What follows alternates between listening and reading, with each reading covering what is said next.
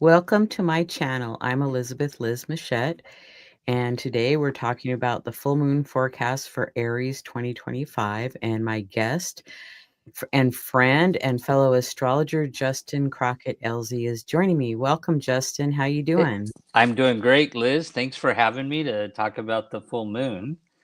It's really Yeah, and exciting. the first sign of the zodiac. It's like, okay, Mm.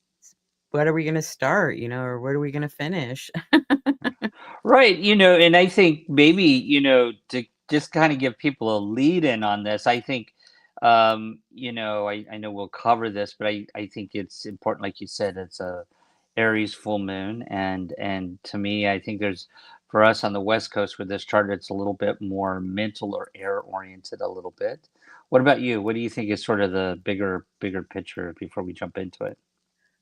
Well, it's, because since it's the first sign, and yes, it's a full moon, so that's a time generally of releasing. But later, almost the last slide of the show, we're going to see how the new moon of the year in Aries was an eclipse. So it really has an impact that we're kind of revisiting that eclipse time, I would say. Yeah, I agree. I agree. So Justin is an archetypal and Jyotish astrologer, teacher, author, and seer. And you can reach him at justin.elzie@gmail.com. I'm an astrologer, author, and intuitive, and my website is alightpath.com. And we're talking about the Aries full moon. It's in the cardinal modality about initiating and beginning things. It's in the fire element of active and action, ruled by Mars. Full moon is about a culmination, bringing something to light, perhaps. Aries to me is about pioneering. The mantra is I am. And the Libra sun is about relationship and balance and a whole lot more. But would you like to add anything to that?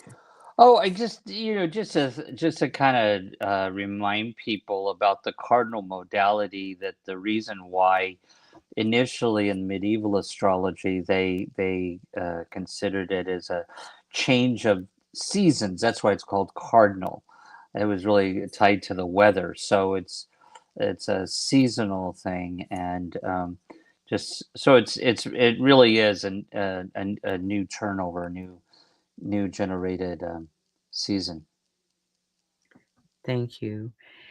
And this is the Hunter's Moon on October 6th at 8:48 p.m. Pacific Daylight Time and 11:48 p.m. Eastern Daylight Time. The moon's at 14 degrees Aries in 8 minutes, and the sun is opposite that at 14 degrees Libra in 8 minutes. And Justin's going to lead us through the Nakshatras. Yeah, so if you're just watching us for the first time, the Nakshatras are the lunar mansions. These are portions in the sky through the zodiac constellations where there are particular themes for the constellation that the planets are in and going through. And so it gives us even more of a deep dive into what deity is ruling that portion of the sky, what theme it is, and so it gives us a lot more insight into it. So first we look at the sun here, Syria, and it's in the nakshatra or lunar mansion of what's called Hasta. And it's in the third pada, which is ruled by air. And in this particular case, the deity for this particular portion of the sky where the sun is at, the ruling deity is Savitar, who is a solar god of inspiration. So kind of think about that word in inspiration. The symbol, of course, is an open hand and blessing, or a hand, because hasta in the Sanskrit means hand. So we're going to also think about that too, is that when we look at favorable activities for this moon, anything to do with your hands or skill of your hands is a part of this. And then that's why we see communications, writers is a part of this. And the key word for this is clever. And the basis above is seeking desire, and basis below is attaining one's desire, and basically putting it in your hands. And so that's why it's called the golden-headed star in this lunar mansion that the sun is in, this Libra sun is in for this. And then Nice. and then on the next slide is Chandra, which is the moon, and it's in a lunar mansion, a nakshatra called Revati, and it's in the first pada, which is ruled by fire. The first pada is always ruled by fire. Second pada is always ruled by earth. Third pada is always ruled by air, and the fourth pada is always ruled by water. And of course, the Navamsa is the sign that water, air, or fire that's ruling that. So for this one, it's in the first pada, which is a fire sign, and the ruling deity for this one is a solar deity. It's called Pushan, and it's the nourishing form of the solar god of the sun. And so it's called the nourishing protector. And so this is the deity that Pushan is the protector of people who journey or travel, also the protector of animals. And that's why, it's related to the cows. This is the deity that protects the cows in India, the cows and the calves. And the key word for this is enthusiasm, because actually the Navamsa is Sagittarius. And so it is also spiritually philosophical. Of course, we know that Sagittarius is philosophical. So this moon has an element of enthusiasm, spiritually philosophical, and nourishing. This is a very nourishing moon from a very protective standpoint. So we'll kind of, I'll come back to these when we talk about the Sabian symbols a little bit, and because we see a particular themes coming up in the Sabians for the sun and the moon. Well, I like the inspiration and the enthusiasm. Those go really well together. Oh, thanks.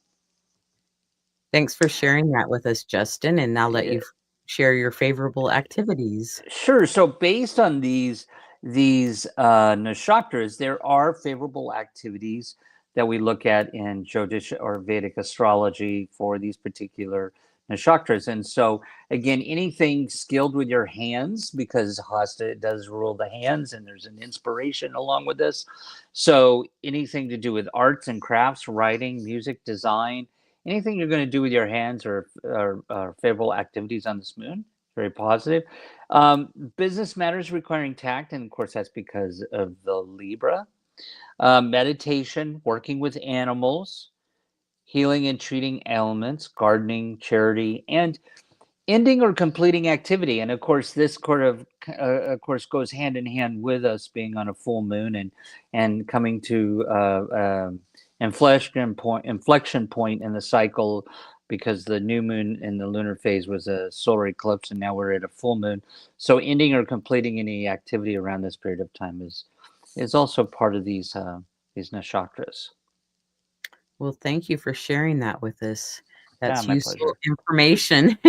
Yeah. So, looking at this chart for Seattle or the Pacific Northwest or the West Coast of the United States, the ascendant is at 8 degrees Gemini, which would be the ruler of the chart would be Mercury, and Mercury is in Scorpio. The midheaven is at 8 degrees Aquarius, and the traditional ruler is Saturn in Pisces, and the modern ruler is Uranus in Gemini. The sun's at 14 degrees Libra, and the ruler of the sun is Venus in Virgo, and the moon is 14 degrees Aries, and the ruler is Mars in Scorpio. Would you like to share anything about this slide, Justin?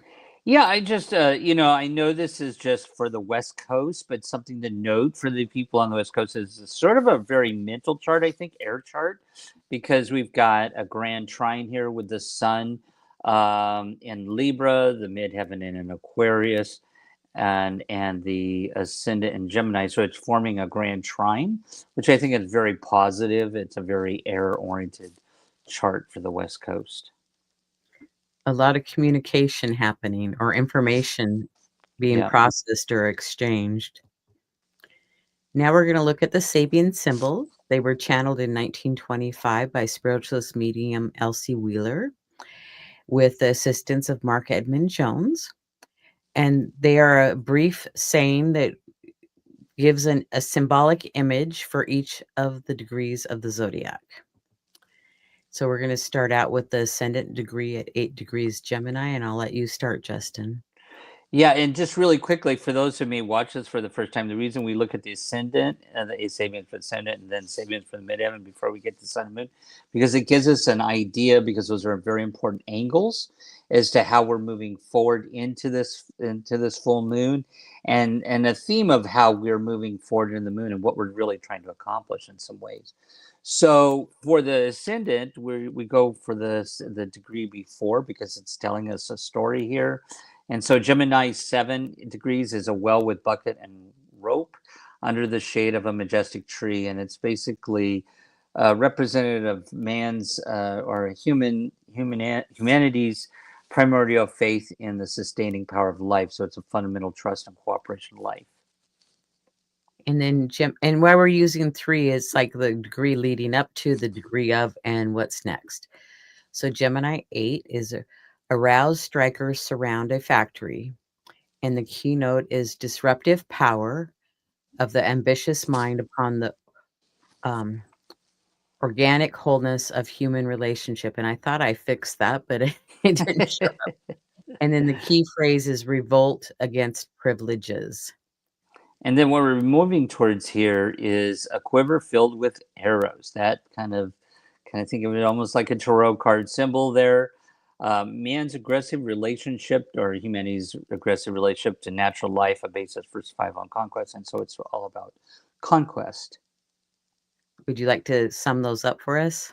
Yeah, so I think really kind of, and I'd be curious what you think about this. It just feels like this chart is telling us to, trust the process, trust that there's a plan, and really just go forward with a sense of conquest, and follow your heart with whatever type of thing you need to revolt against. Well, and I think that's key to stay in your heart energy. So, Yeah. and then for the midheaven at 8 degrees Aquarius, the degree leading up is Aquarius 7. A child is seen being born out of an egg. The keynote is the emergence of new mutations according to the great rhythms of the cosmos. And the key phrase is emergence of global man. And then the Aquarius 8 is beautifully crowned wax figures on display. And so this is where we're talking about the appearance of exemplars or avatars who present to us a particular archetype in our culture. Like we have athletes and politicians, musicians. And so the key phrase here is performation. That's a hard one to Perforation. say. And then Aquarius 9, a flag seen turning into an eagle. The dynamic incorporation of new social values in individuals who exemplify the spiritual potential and greatest significance of these values. And the key phrase is acting out of the vision. But, it's like at first it made me think, well, why would they act out? But it's just, to me, acting upon to create the vision. So, I agree. Yeah, and that seems what this 3 degrees in Aquarius is talking about to me is like sort of it's more from a philosophical ideal, a noble standpoint here of a concept of that. That what's happening is we're merging into something new here, and that we could look at avatars in our society, whether it's Buddha or an athlete or whoever it is, and that we're supposed to really act out our vision, like you said. I love how you said that. and then for the sun, it's at 14 degrees Libra, and I'll let Justin start. So leading into this, we have here children blowing soap bubbles, and so it's talks about our dreams and perfect fulfillment. This is key, I think, is about fulfillment here, And so, in order for us to find some level of fulfillment, we have to have imaginative play. And then Libra 14, in the heart of the noon hour, a man takes a siesta.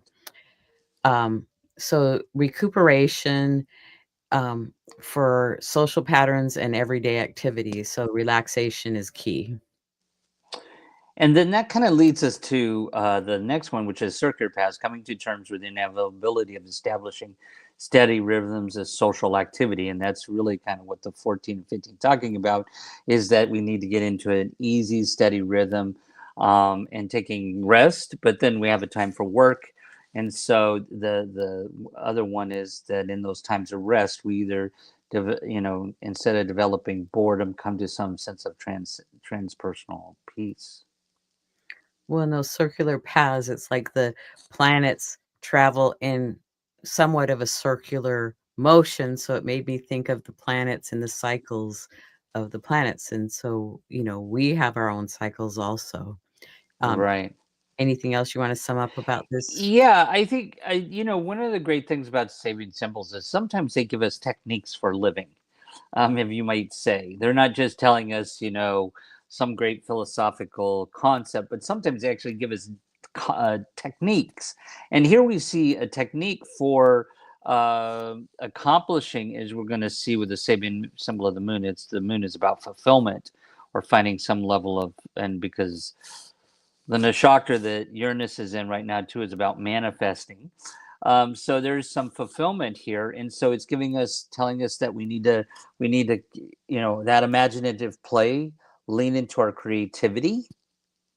Creativity is really important, and then we need to have some level of quietness for our calm mind and relaxation, and have some sense of transpersonal peace, which I always like to say is great for meditation. That helps us to center in to accomplish what we want to accomplish, and we live in such a busy, loud world that sometimes people don't have that quiet relaxation or transpersonal peace to listen to their inner voice. Well, and it makes me think of Libra about that balance. It's like, the work-life balance, have some play or be creative, but yet, good self-care and be as peaceful as you can. So, Yeah, absolutely. And so that's why when we looked at the favorable activities for this, was one was doing type of things that are meditative, whether working on something with your hands can be very meditative for some people, or actually doing meditation or gardening, those type of things. That's why that was one of the reasons why those were on there. and then for the moon, we started Aries 13.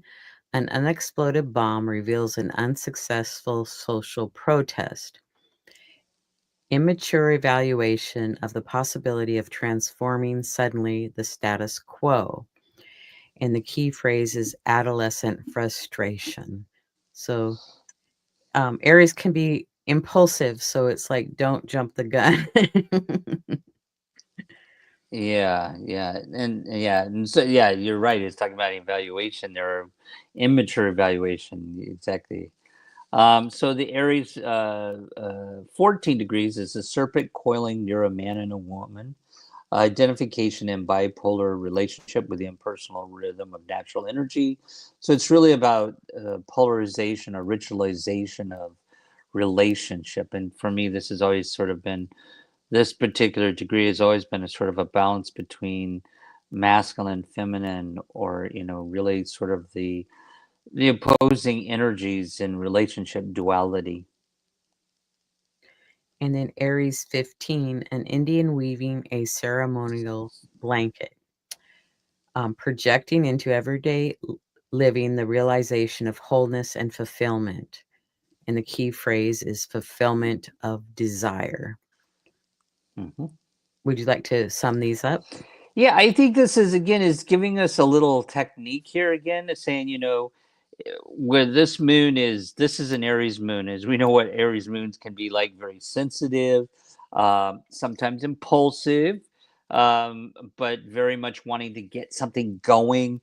So I think it's telling us, like that sun is saying in Libra, saying, hey, bring it down a little bit, bring balance, and bring things into polarity, have a point of rest but action, and not taking a sudden risk as we see here with the Aries 13, but bring some level of ritualization of relationship or duality here, and that we need to weave these two energies together in order to have our fulfillment of desire, which is what the moon is wanting to accomplish here.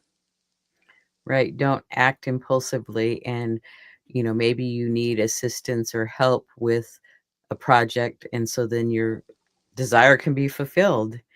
Right. Exactly. Okay. We're going to look at the chart now for the Aries full moon. And the moon aspects are the moon is conjunct Ceres, trine Vesta, opposite the sun, semi-square Uranus, quincunx the south node, and sesquiquadrate Juno. So is there one that jumps out at you, Justin, that you'd like to talk about? Yeah. So, when we talk about nakshatras, lunar mansions, and getting deeper dive into meaning of a planet and the degrees by looking at what the lunar mansion it's in, I looked at one of the things that jumped out at me was the semi square that the moon has with Uranus, and because we know it's in the first degree of Gemini there, right next to Sedna.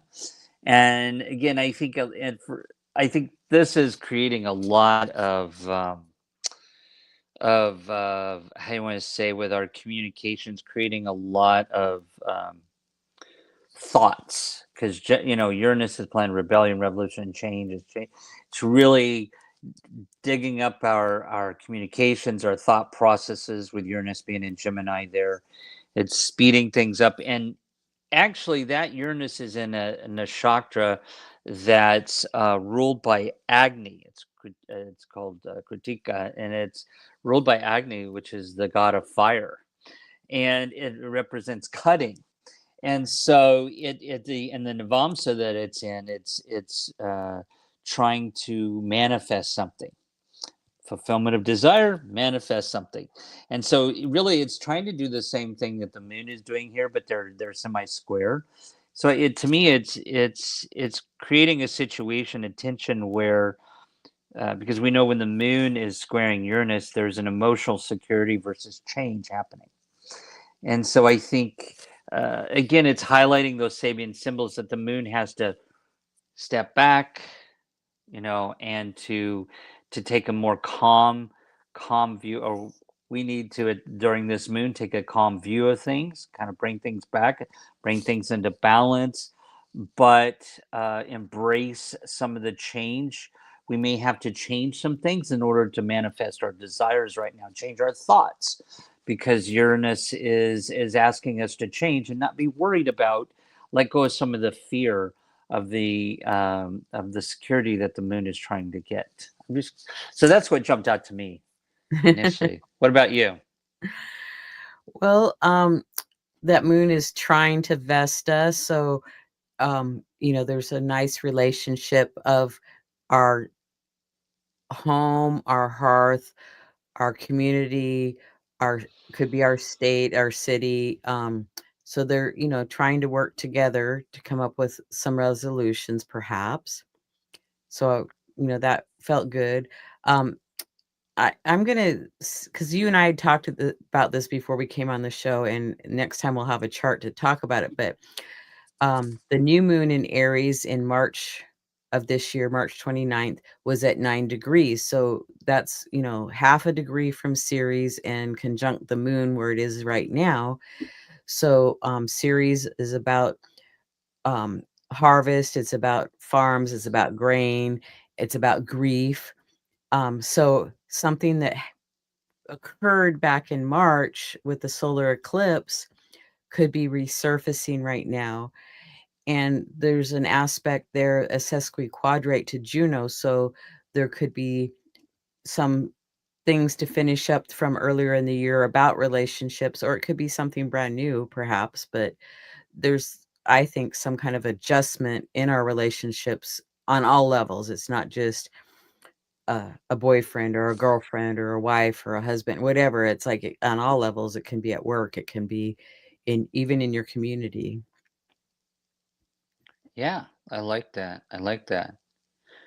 Um, so listening to you, I was thinking about, back to that solar eclipse that happened. That was a new moon, so really sort of the a beginning of a cycle. And if this one for me feels a little bit like, even though it's the full moon, it feels like whatever was started then, we're reevaluating or coming up with some solution right now. Because the other thing you've got on here, that the moon is quincunx the south node.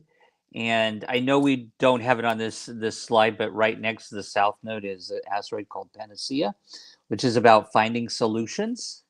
And so I think, and the quincunx being an imbalance there, I think, uh, again, we talked about the moon having to step back, relax, find some polarity, um, and not be so impulsive here, but be open to change. That it's um, there is something mental with the moon quincunxing the south node there, because the Virgo being a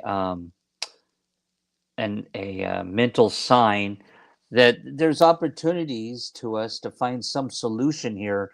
But again, that moon has to relax and go inward, I think, in order to find those solutions that we want. I would agree. And, with the South Node, it can just be revisiting things from our pasts that, Yeah, you know, maybe we just need to let it go, but maybe we need to come up with a resolution on any level. I agree. Anything else you'd like to say about the moon aspects? No, well said. Okay, we're going to go into aspect patterns. We have a yod. So we have the apex point being Mercury, and Mercury is quincunx to Neptune in Aries and Uranus in Gemini. But Uranus is very, very close to Sedna, so I added Sedna there. Sedna is a dwarf planet. And then Saturn and Uranus are sextile to each other, forming that pattern. So those planets are, focusing a lot of energy on Mercury. Um, so, Saturn or Neptune is about our desires and our dreams and our visions or fog. And Uranus is certainly about a lot of change. And Uranus is in Gemini, so it's oftentimes around communication, but it can be other things too. And Neptune is in Aries, so that's like, what do you want to start? What do you want to initiate? That's in a cardinal sign. And um, Mercury is ruling Uranus at this time, or Uranus is answering to Mercury already. So that's pretty interesting right there. What would you like to say about this, Yod? Yeah, I agree. And I just want to add in, I think that so quincunx is being, there's an imbalance here. It's trying to find some balance in relationships. So I find it interesting that Mercury, we always talked about this as a very mental chart, that Mercury is imbalanced here. So this is interesting. I want to go back to what we were talking about when we were talking about off the show about that solar eclipse that happened back in March. That Mercury was at 0 degrees Aries in that chart, which is a cardinal sign. So initiating a new thinking of a new cycle, because it was solar eclipse. And then now we're here at the full moon of that solar eclipse, that new moon. And now Mercury is at 0 degrees. Again, it's 0 degrees of a sign, but it's in a fixed sign, which is a little imbalanced with the change that's happening, because it's quincunx Uranus and it's quincunx Neptune. So I think that definitely this is a time to slow down and to think about how we've been thinking, maybe holding on to something or fixed way of looking at something, that we need to kind of get out of the ditch and to let go of some fear, because it is Scorpio, and let go of some fear and embrace maybe a new way of looking at something. And again, this could be anything in our life, from something to do with our job or career, or relationship, as you pointed out earlier. So that's what kind of jumped out to me about that. Well, thank you for sharing that, and that's great insight.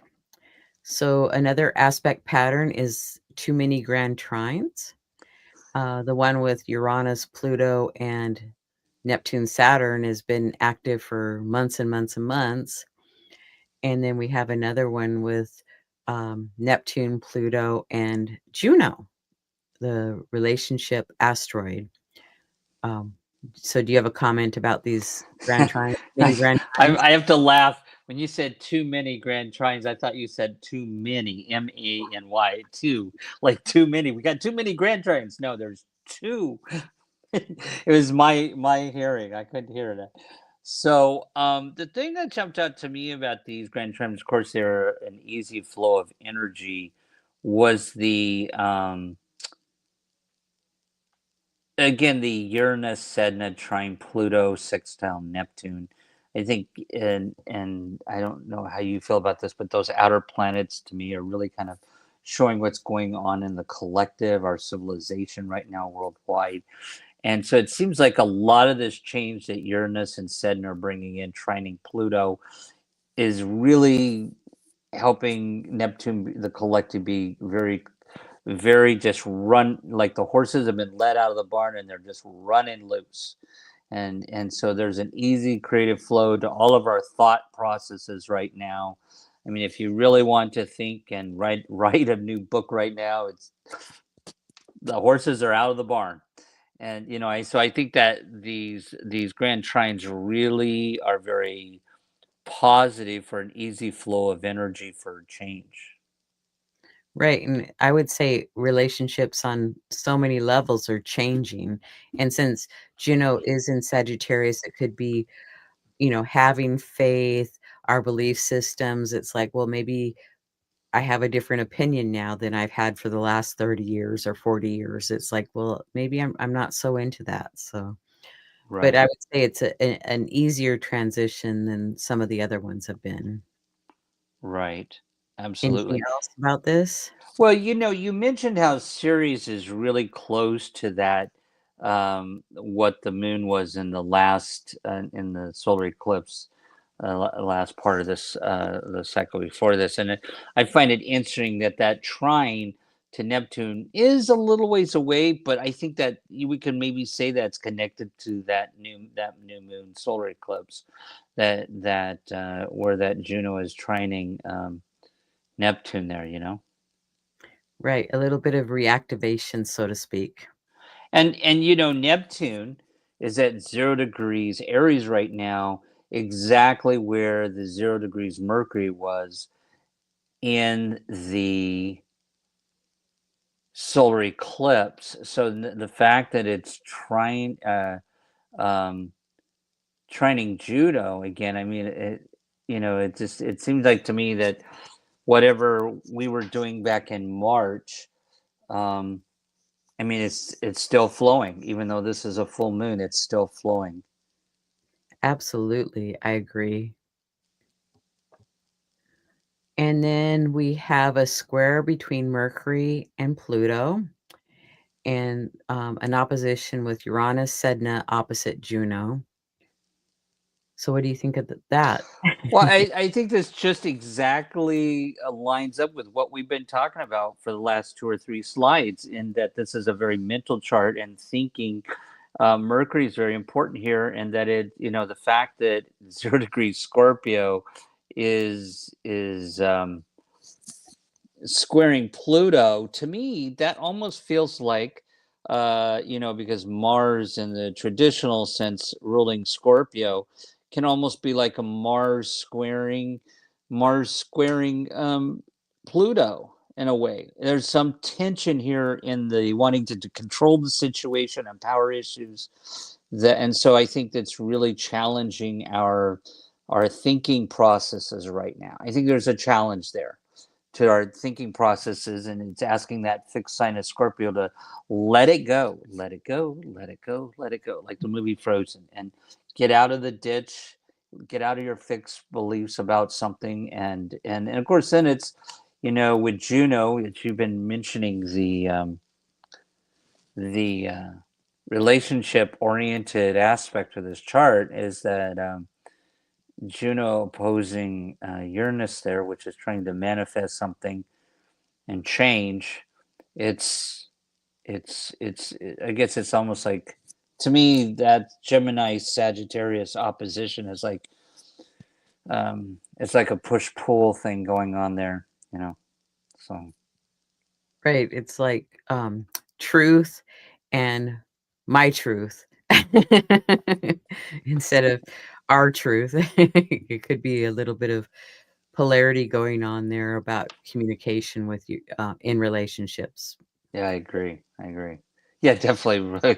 Yeah, yeah, definitely a time where the you know, communications is changing in our relationships in the collective, and yeah, that's a great example of it. I agree with you.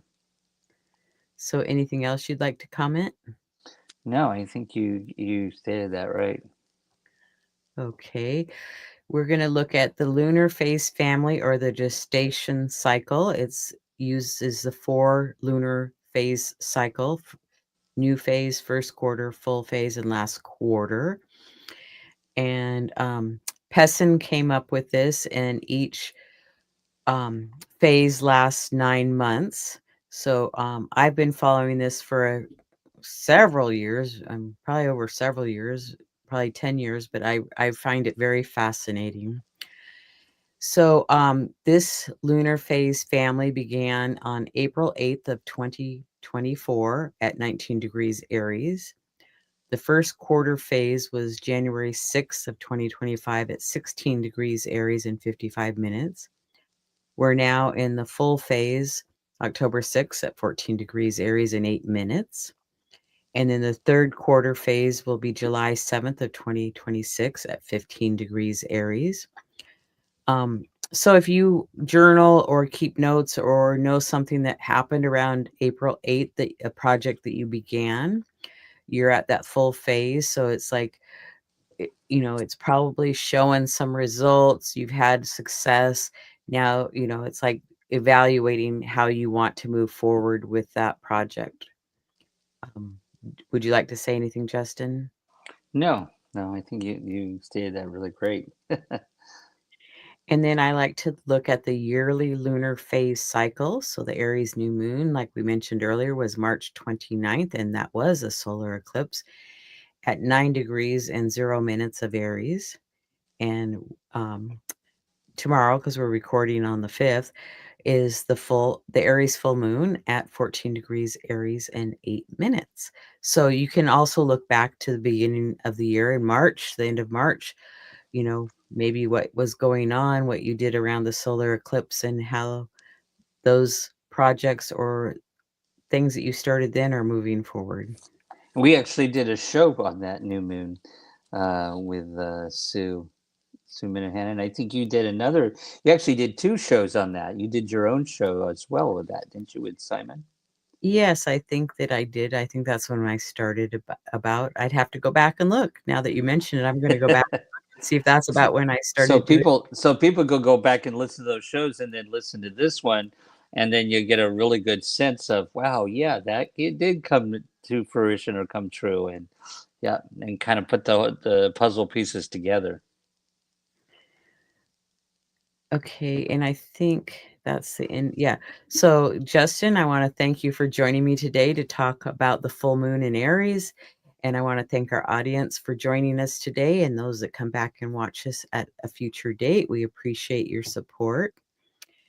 Um, and Justin and I both do consultations in person and on Zoom. We both have newsletters and YouTube channels, so we always appreciate your support and subscriptions.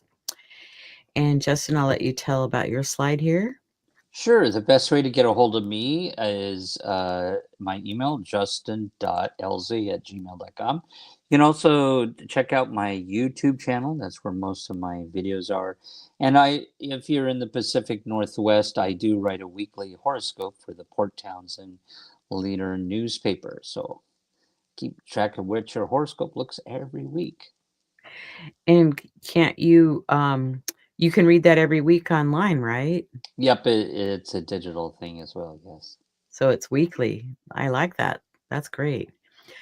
I have a variety of shows with Astrology Star Sisters. We have a nice archive of shows, and Justin and I do a few shows together, and then there's some other group ones. So lots to check out, and always new shows coming each week. And Justin and I will be on Talk Cosmos on October 19th, talking about the Libra new moon at 28 degrees. So you can join us on either one of our YouTube channels live or come back and watch it at a later date. I want to thank our sponsor, Astro Peregrine Software. It's an astrology software program for Mac and Windows, and you can find out more information on astroperegrine.com. Thanks again, everybody, for joining us. We appreciate your support, and we're going to say goodbye for now, and we'll see you next time. Bye, Justin. Bye, Liz. Thanks for having me.